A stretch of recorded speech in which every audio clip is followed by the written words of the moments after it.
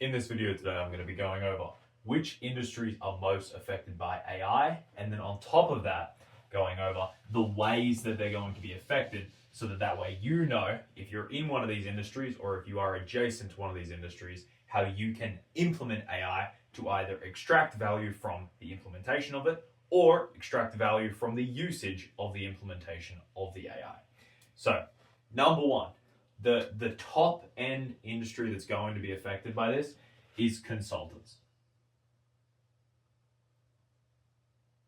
Now, consultants are in a very strange situation where management consultants and business consultants, or there's sort of a dichotomy here. So a management consulting firm can be like a name brand that you've never heard. It could be $100,000 a month in revenue. It could be $300,000 in revenue. Something that you've never heard of. But there's tons of management consultants, and they all have their own unique benefits for small to medium business. The consultants that you may think of when I say the word consultant, those people are largely going to be unaffected by the use of AI in their industry, at least in the forms that it is right now. The consultants you're thinking of, like Deloitte, KPMG, these giant firms, they're not going to be affected because of name brand recognition. They're not going to be affected because of that, and also their service is exceptionally custom and tailored, and on top of that, it's more of a relational thing than it is a transactional, get value in exchange for money thing. The consultants I'm referring to are management consultants that are dealing with small to medium business who are prospecting for their own business every single day, who are finding customers to sell management consulting to. So this is like HR, this is accounting, this is anything that you could feasibly sell without having to be a giant name brand, okay? That to do with consulting, management, HR, bookkeeping, anything like that, okay? Consultants are going to be affected in significant ways and displaced if they are not careful and if they do not prepare for the future. The number one thing that's going to be replaced from these consulting firms is not going to be their reports, because people don't like it when their reports are written by AI. It makes it feel like this isn't custom. I paid a consultant for a service, a professional white glove service. This isn't custom to me. That's not what's going to be replaced. What's going to be replaced is going to be the filtering of that data, and then also the identifying of which metrics matter. See, these two things are actually the most important part of being a consultant, because everyone will say to you, oh, the most important part is making sure that the client gets a result. No, the most important part of being a consultant has and always will be the experience that the client has, and then on top of that, your ability to convey the information to them as so much as it matters to their business, okay? So being that that's the actual part that matters, where can consultants use AI? Where can they implement these systems? They can't implement it into the front end. You're a consultant. You're being paid to be a consultant, not to be a chat interaction with GPT. You're not being paid for quick speed. You're not being paid for ease of access to no. You're being paid for your ability to take swaths of data, filter them through people who have been through university for this exact purpose, and then output something that the business that paid you for it can use, okay? Then your ability to convey that is part of the value transaction. So being that transaction exists, you're not going to be able to use it on the front end. It's all back end. So where is consulting going to be the most effective? It's going to be affected in all of its data management. If any part of the process with data in a consulting firm is not being scrutinized right now, if you own a management consulting firm and you are not scrutinizing every single part that the data touches in its procedure, when you get a client and you're extracting information from them, and you're taking the data and synthesizing it into a report to extract the insights from it. If you are not taking every step in that process and scrutinizing it, saying, can this be automated? How can I manipulate this so that I can make it so this will happen automatically? How can I input this bit of data? Can I extract this bit of data from every single document that I have, no matter the format, if I enter it into GPT? Oh, what if we edit it into this automation? That's what you need to be looking at. This section probably comprises majority of the firm's costs, okay? This, in a management consulting firm, any kind of extraction, insights, reporting, all of this is going to probably account for 60% plus of management consulting's expenses. See, there's plenty of expenses with dealing with clients and plenty of expenses with getting the client as a client, right? Turning the customer into a client. But 60% of the expense is going to be in the actual data insights that you're going to extract and the things that you're going to take and implement. So the learnings you'll take from the data you've extracted, and then the learnings that you will implement as solves, fixes, resolutions for the issues that the data has shown you the business has. This is where the cost is. So this part is where it's going to be automated. And let me give you a quick example. We had a management consultant, okay, come to us, and they wanted us to take every single business transaction statement, okay? Now, I've never heard of one of these, but business transaction statement essentially is just every single ingoing and outgoing of the business, okay? No sums, no totals. It's literally just every single expenditure, every single intake of every dollar, okay? They wanted us to take this document that was in a completely random format for every single business they worked in. They wanted us to put it through a filter. Once we put it through that filter, they wanted it to go to GPT. And then from GPT, they wanted it to output results. What results? Well, based on the metrics that we have given, the standards and rules that we have given to GPT, they wanted this document to be fed in automatically and then have the results laid out in a format where their consultants on the back end can come along, just read that report. Okay, cool. Ding, ding, ding, ding, ding. I'm typing up the proposal. I'm typing up the resolution. I'm typing up whatever. Here's the insights from this.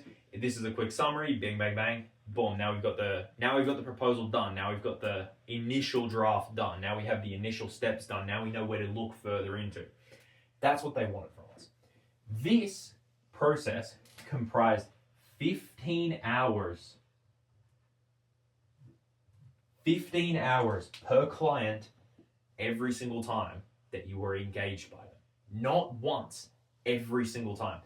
If you have someone who's making 10 grand a month and they're only working if they're only working 160 hours a month, you're talking about here like a significant expenditure.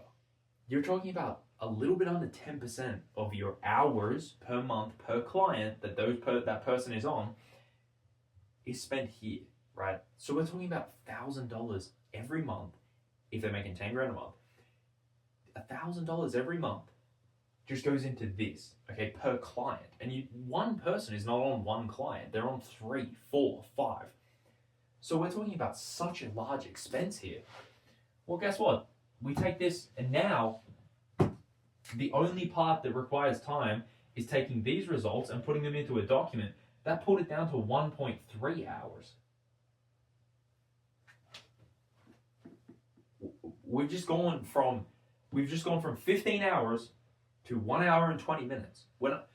This isn't crazy to say either. This automation was quick for us to build. This wasn't very complex. This is the kind of thing that's going to take out hundreds of billions of dollars worth of value from the industry and put it right back into the bottom line of the business. As far as the customer is concerned, the journey is the exact same.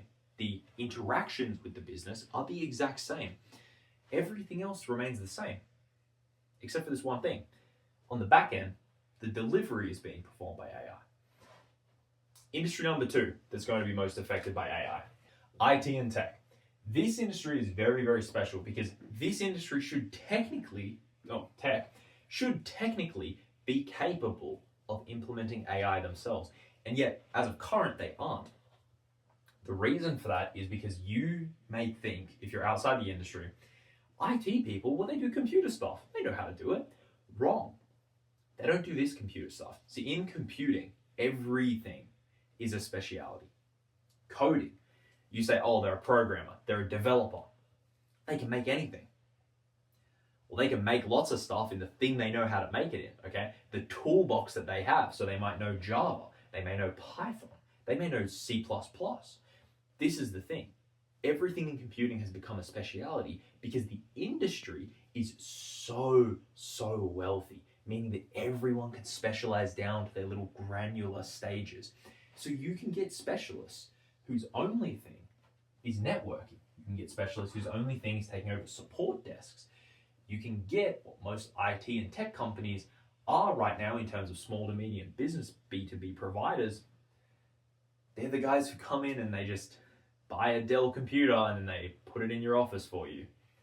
They're the guys who come in and they update your Windows. They're the guys who come in and they put security on your servers so that you can access remotely into them. They're not actually AI experts, and you can't blame them for not being, because this is a whole separate speciality that 5 years ago didn't exist. This is brand new. This is something that very few people can implement. So IT and tech, you can't blame them for not knowing. You might say they should know. They don't. So here's the way that they're going to be most effective.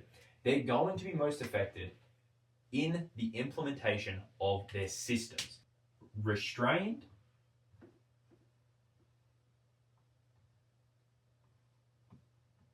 by human capital. There is maybe right now 100,000 people on the planet who are actually capable of implementing IT networks themselves. This restraint has been the restraint in the IT industry since its inception, okay? This has been the problem. They don't have enough people. It's always been that way. Because there's too many specialities, you will never have enough people, okay? Now, you don't need to have an expert in fiber optics, an expert in lines, an expert in hardwire. You don't need to have a network expert. You don't need to have a software expert, an integration expert. You don't need to have all these people. Instead, now what you can do is you can just immediately design requirements. You can plop that into GPT. GPT can spit out format, and design rules. Now these are very basic names for what I'm going to try to explain here. I don't know the industry terms, but I'll tell you right now what these are. The design requirements are essentially all the requirements that a business has to implement an IT system, okay? So it's what they need it to do, okay? You're going to take those design requirements, implement them into GPT. GPT will give you the format and design rules of what you need to do. And what I mean by that is it's going to output essentially a list of everything that you're going to need, and then a list of every concept you're going to have to look up. That's the way that you implement IT. You implement GPT or AI into your IT business. You don't use it to replace the delivery. You use it to replace the knowledge that would be required for delivery. This way, you can cut out the extremely expensive experts that exist in the IT industry. Instead, you can opt for people who are installers, who are the people that are actually able to produce revenue for you because they're implementing the systems. They go there and install. You're not going to deploy your expert. Your expert is more valuable to you. If you're paying him $400,000 a year, which a lot of these firms are doing $300,000, $400,000, $500,000 a year for their senior head expert of technology. If that's what you're doing, then you're not going to deploy him to the field. That doesn't make sense. Maybe for your largest clients, but he's not working on just your largest clients. You're going to deploy him in the office for design. What are the requirements here? Because he has the knowledge. You're not going to deploy him out to, oh, I got to put this network switch in. Oh, I got to screw this in right now. You're not going to have him doing that. It just doesn't make economic sense. It makes far more sense to have him designing, putting the rules in place, the requirements, all of that for the networks, all the systems you're going to be implementing. That's the use case for IT. Okay. The next use case, recruiters.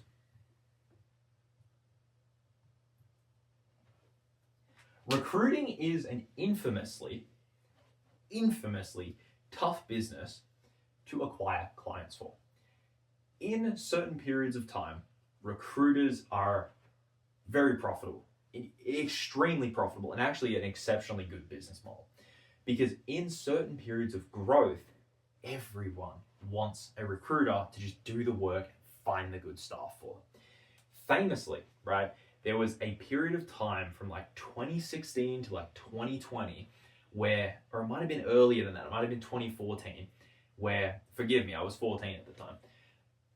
There was a period of time where tech companies were actually boasting how many people their recruiters, their in-house recruiters and HR were hiring for positions. How many? Okay, so they were using that as a performance metric of how good you are at your job. Not, do you hire people who stay? Do you hire people who are high quality? Do you hire people who increase productivity? Do you hire people who make us more efficient? None of that. How many bodies can you force into this business? With the baseline requirements, of course, over a certain level of quality. But those periods, they're ebbs and flows in the industry. You don't have that sustained growth forever, and we're seeing that now. Every recruiter that we speak to, the recruiters are telling us it was really good until about 6 months ago. It was really good until about 12 months, 18 months ago. And all it is it's just downfalls. It's the waterfall or the domino effect of the tech industry shrinking back down. We had this massive explosion, massive growth. Google, Facebook, everything. Apple's going to $1 trillion. Tesla, oh my God. And now we're coming back to reality. Okay, we're going back into a period of time where the money is not just free. Okay, the loans aren't free. The interest is killing people. The money is not worth that much anymore. So $1 is worth significantly less than it was in 2020. The recruiting side, businesses aren't looking for how do we increase expenses, because they're foreseeing, hey, this is going to be a couple years right here where the money's not going to be as nice. We're not going to be as profitable. We're not going to have as much venture capital to back us and make us money. We have to make our own money. We have to turn a profit ourselves.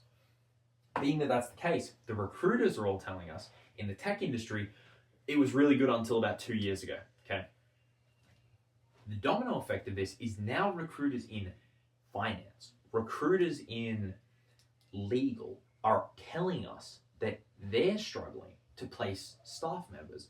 They're struggling to find businesses who want staff members placed, want positions filled. The thing is, these are runoffs of the tech industry restricting.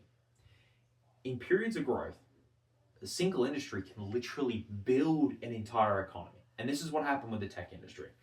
The reality is now, the tech industry is shrinking. Everyone's coming back to reality. The debt actually costs money now. It's not free anymore.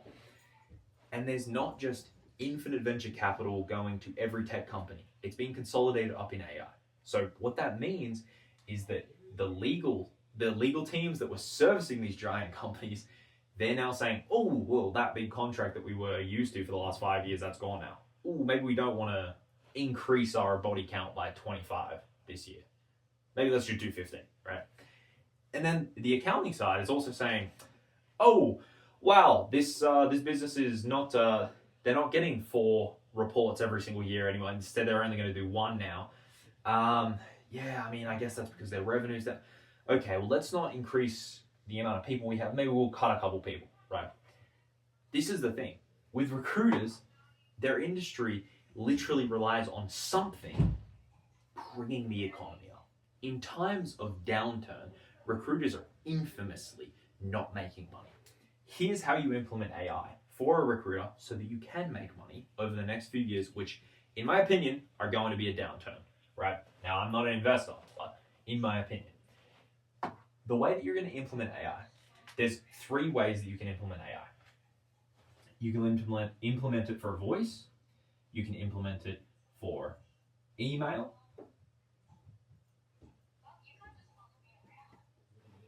then you can implement it for proposals, okay?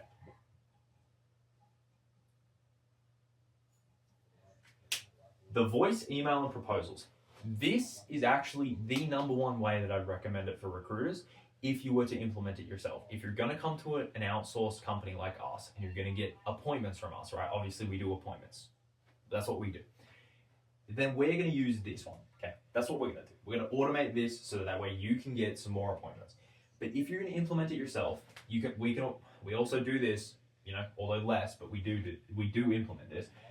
You can implement this so that way it can call your leads and book you appointments. Emails, okay? You can implement this to do outreach to cold leads. You can't do this to cold leads, okay? This is still only warm leads or leads that you've collected over the years. This you can do to cold leads, which is what we do for you, right? For us, we do this in higher volumes than anyone can even muster, all right? We send 300,000 emails a day for ourselves. Right now, today, every 24 hours, 300,000. Over our entire client base, that's 700,000 a day. And we currently have capacity for 5 million. This is our thing, okay? The voice AI is going to allow you to call your leads, book them in for consultation so you can continue that relationship. The emails is going to allow you to do more volume outbound than you've ever been able to muster in your whole life, doing 100,000 touch points a day, getting your face, your brand, your name out there to book people into your calendar so that way you can talk about the potential of placing someone for them or finding someone for them, and the proposals. This is one of our favorites. The proposals, it will actually write into a template your proposal. So that means if you want to make proposals for companies, if you want to make proposals for potential business, you're going to use AI to implement basic stats from your notes, bang, into your proposal. You can whip up a proposal for a brand new business with just their name, what you discussed in the meeting, a summary of what you discussed in the meeting, and then your name. And at that point, and a template that you've made, whip it up and it'll immediately send out to them. This is one of our favorites. We use this personally. This allows you to get so much more credibility because you're not being a sleazy salesman, which a lot of recruiters are. You're not being a sleazy salesman. You're simply sending over a proposal. Hey, if you like it, give me an approval. If you don't, say la vie. Okay?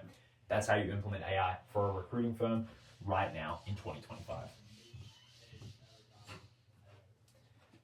Another industry that's strangely going to be extremely affected by AI, something that pretty much no one, literally no one, is thinking about right now, is venture capital. And now, this industry, and I want to say venture capital, PE, family bank, whatever they're called, family firms. These businesses are extremely fragile in their nature and only exist for a small period of time, right? These businesses exist today because debt's been previously very cheap, and on top of that, they're able to deploy it into extremely high growth assets most of the time because the growth assets are typically already established. They have revenue, they will grow continuously. It's Google, that's Facebook, that's a whole bunch of other tech companies, speculative investments, right? And the money has been essentially infinite for the last few years. Venture capital is in a very, very, very tight spot right now. And if you're in venture capital, or you own a private equity, or you own a family office, I'm not trying to offend you, but they're in an extremely tight area right now with AI because previously, for all of history, venture capital and private banking have been exclusive to those in the know. See, for most people, they don't know any of the terms, okay? I previously didn't know any of the terms. My business partner, Luke, he owned a private equity firm previous to starting this company. So he actually knows the terms. So when we're working with these guys, you know what, arms crossed, I sit back. Luke's going with the guy, he's talking to the guy. I'm just nodding along. Message Luke, what does that mean? Yeah, okay, cool. Message Luke, what does that mean? This is what I'm doing, okay? Because this is a close guarded, you're in or you're out thing. You're in the group or you're out of the group. You cut your teeth at Goldman Sachs. You played the game at your grandfather's family office. You went to Stanford. You went to Harvard. Your dad was a professor of economics and the director of a bank, okay? this industry exists very tight knit. Guess what? AI democratized it completely in the last few years, and over the next few years, it's going to be distributed across a 100 million different companies that are doing venture capital, private equity, all sorts of investments. Okay, and the reason it's going to be distributed is because the gates are falling. Okay, the mirage of the wall is collapsing. There is no wall anymore. The only barrier is, do you have the money or can you raise the capital? That's it. Meaning, VCs need to implement it now while they still have the edge of having the money before it's too late. The way that they're going to do this is by being able to invest more upfront now than all the people who are going to be competing against them using this advanced technology, okay? Using AI to outpace them and actually get to where they're trying to go. What VCs need to do is they need to implement a filter, a deal filter, okay? This is not that complicated to make in terms of the actual automation, okay? It's pretty simple. You take your IM, you go through your filtering mechanism to extract the data, you put that through GPT. GPT outputs all of the relevant info to another GPT that's only task is to format it into a document. That document then goes through a logic filter that's either a yes or a no, okay? Now, what this automation is doing is it takes your IM, GPT is going to take that, extract the information. This GPT is going to format it into a document that can be read by a yes-no logic filter. Based on that yes-no logic filter in that previous document, it is going to put this into, do you do the initial due diligence or do you not? Okay. Everybody knows there's multiple stages of due diligence in any kind of investment. You do the initial, oh, well, this could potentially be something. And then you do the actual due diligence afterwards. Okay. You put it in the look into further pile, don't look into further pile based off the baseline metrics. Okay. This automation, conceptually very simple, right? It makes perfect sense. Oh, well, how fast can this happen? I don't know, like 15 seconds. Well, how long does this take you manually? Oh, I don't know, like 2.5 hours, which is an actual stat that we got from a broker dealer that we're talking to, and we're currently in the process of making this for. 2.5 hours per one of these. Oh yeah, well, that seems like a substantial gain in efficiency that you would want to have in your business. This deal filter AI is the mechanism that all VCs are going to be able to use to make sure that they stay alive over the next few years. Because it's not like they're going to die, right? The financial industry is very close guarded. They're all tight knit. They're not just going to let each other die. But at the same time, there's only so much that a walled garden can do for you. You don't get to exist here in this industry specifically while also stagnating. You have to improve. The implementations for AI so far have been lackluster in venture capital, in private equity, in all sorts of investments, in algorithms, in stocks, but all of these things that AI is going to revolutionize apparently. The truth is the implementations have been lackluster and they have not borne results yet. The results are going to come from being able to do more throughput, more deals. That's where it's going to come. In the efficiencies gained, in operating efficiencies, not in the speculative, it can see the future, it can map out the future, it knows the stats. It doesn't, okay? This AI boom is essentially an extremely complicated algorithm, which means it has the ability to reason with extremely large sets of data. That's its best use case. Use it for that.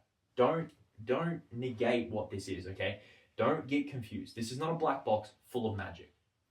This is an algorithm, which means it has the ability to parse data. That's what it is.